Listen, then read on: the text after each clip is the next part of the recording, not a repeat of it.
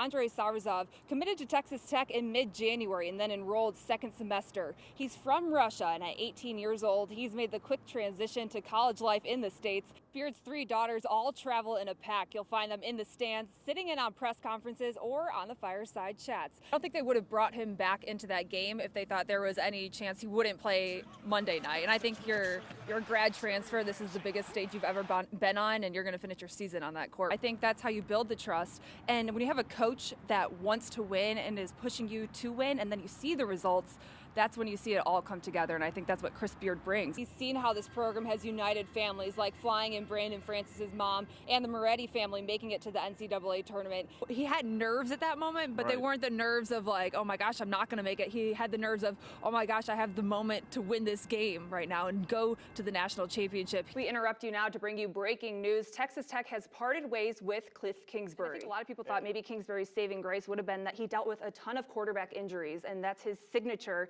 And the players that he develops is at the quarterback position. Alan Bowman went down early. Then McLean Carter, who was the original starter, went down in the first game. And then Jet Duffy. You saw all three of those front runners who could have potentially been the starters in the beginning of the year play those games eventually. When the Coliseum comes up, what are some of the first memories that come to mind?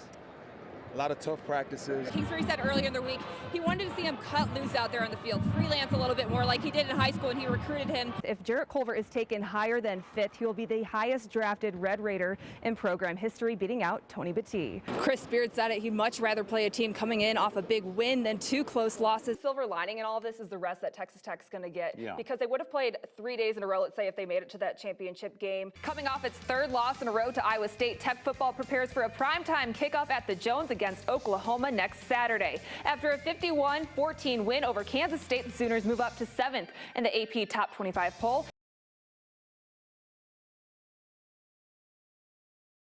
It just kind of runs full circle because you see the inside and you see the outside, so you kind of have the best of both worlds. Ronald Ross played for Tech from 2001 to 2005. Daryl Dora from 2003 to 2007. In 2005, they were both on the Sweet 16 team. This year, they enjoyed the ride to the final Monday of the season. I'm happy for these guys. You know, it's a very big deal that they get to play on the last Monday. It was always a dream of mine. I get to witness it, and it's fun. Both took their careers overseas before coming back to where their careers started. He recruited me, you know, so we go way back, and we always kept in contact. It happened to be a blessing in disguise that he got the job at Tech, and I was finishing my degree that I didn't finish before I left. So, I mean, it was kind of a lucky draw that I got to be at Tech. All GAs work odd hours for Coach Beard, but put in a lot of time with the players too.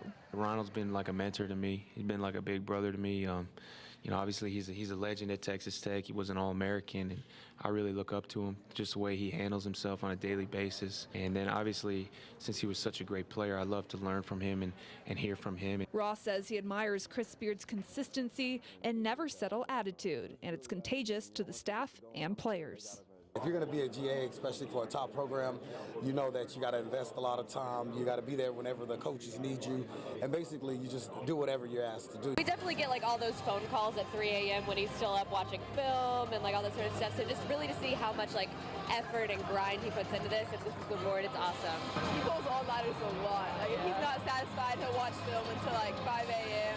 Last night we thought he was like in for the night. He's like, all right, good night, I'm going back to work. It was like midnight probably. So it's just like an everyday thing. The AP Coach of the Year prioritizes family, not just with his own, but with his players. I likes it because it keeps him in check and like keeps him humble. Yeah, I mean, he's always said like he really only has basketball and family, and like I think people might think it's an exaggeration, but it's absolutely not. Like he has no other hobbies. He really just does work and then hangs out with us. So I think it's important that he knows the players have that same sort of like outlet too. His outlet when he's not coaching. Big Mamma Mia fan. We have a lot of family jam sessions to Mamma Mia. Loves ABBA. Huge fan of that. Outside of country, that's probably his number one. Yeah, he's just obsessed with like weird things. Beard's 3 girls have missed a lot of classes, and they'll miss a couple more to see their dads all-nighters pay off. I know my attendance means I'm going to get a B for the first time, which is not fun. I'll be going to Saturday school to make up my hours, and so, I mean, it's worth it, but it's kind of stressful. I just have lots of homework that I won't worth it, right? But I won't do it until like the plane ride back. That motivates me to say, hey, it's time for you to make a name for yourself again. 2 years ago, Dominic Franco took a chance, auditioning for the Texas Tech Pom Squad, a team no male has ever made. And it never even fazed my mind that I could potentially be the first guy on this team. To me, it was just like, oh, I want to dance. Franco says males have tried out before, just never made it. I don't know if many people here know that boys dance, but I've actually heard nothing but like positive outcome from everyone at the school. I'll be at Walmart and random people will just be like, oh, you're the other guy on the dance team, and I go, yeah, that's me. And they just go, I just want to say like congratulations for like doing what you're doing and never letting anything stop you. And I go, thank you so much. Like just it's so cool that people are starting to see this. Franco's best friend and dance major, Lacey Fortune, says he's an icebreaker for the program. Especially being in West Texas, a male on a Pom Squad is huge. It means so many things for gender normativity. I think boys of all ages are looking at Dominic and saying, that's a little bit different. And it's not everything that people thought it was going to be. He still keeps all of his masculinity while doing all of the performances with all of the females.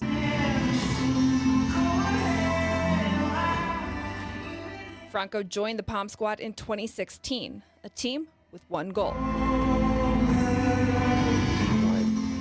To leave a national championship team behind us. 3 national titles later, Franco will once again reinvent himself in Los Angeles. Do I have a plan? I feel my gut instincts is telling me to say just let it happen and things will play out as it'll play out if you just chase whatever you want. 26 female dancers make up the newest Pom Squad, but Franco is confident there'll be a guy on the team once again. Wherever you are out there, I'm so beyond proud of you, and even though we may not know each other, will always be your #1 fan.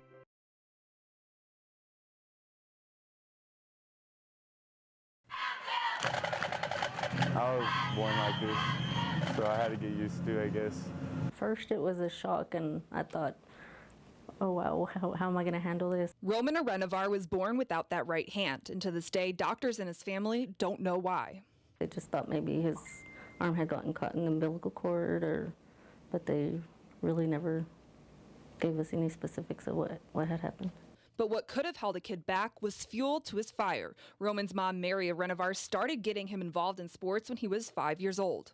I just kind of went along seeing what he liked, and if he wanted to try something, I let him, and I didn't stand in his way. Trying football, baseball, basketball, and soccer, the first 2, the ones to stick. I had to get used to it, but in the long run, it'll get pretty easy. 2 years ago, the Arenovars moved from Welch to Brownfield, transitioning from 6-man to 11-man, and from being a second-string player to playing an integral role on the field. Going into it, I thought, I'm not sure if I want a kid with one hand playing center for me. I said, we'll find somewhere for him to play. And, you know, when he was getting second-string reps, every snap was perfect. Boom, boom, boom, no problems. Well, I was like, let's give him a chance. He don't hold me to different standards or anything, so I feel great about it. I love it. Head coach Dwayne Tolliver says he doesn't need to be treated differently. He says Roman has some of the best footwork on the team. I'll take him any day. And if you travel 2,000 miles northwest, you'll find who Roman draws his inspiration from. Seattle Seahawks linebacker Shaquem Griffin is the first one-handed football player to be drafted in the NFL. He's a reminder to Arenovar that having one hand doesn't make you any less of a person or a player. One day I'd love to make it there like him, and just kids look up to me like him. He sees them and he's like, okay, if they can do this, I can too. If he can look to Shaquem Griffin for inspiration, that's amazing. Heck, I'm inspired by him. While Roman looks to Griffin for inspiration, he inspires and surprises those closest to him all the time. I walked in on him one day lifting weights and he was doing the bar, and I thought, wow, I mean, it amazes me, and it just leaves you amazed. Just watching him in there, you know, we lived, and it's not like he wants any special treatment. He does whatever needs to be done, you know, and if he can't do it, he doesn't do it, but he always tries. We're like, okay, let's see if we can do it like he does, and we can't. And you stop and think, you know, how does he do it? The answer from Roman is easy. I just don't think about having one arm. I think I'm just like everyone else.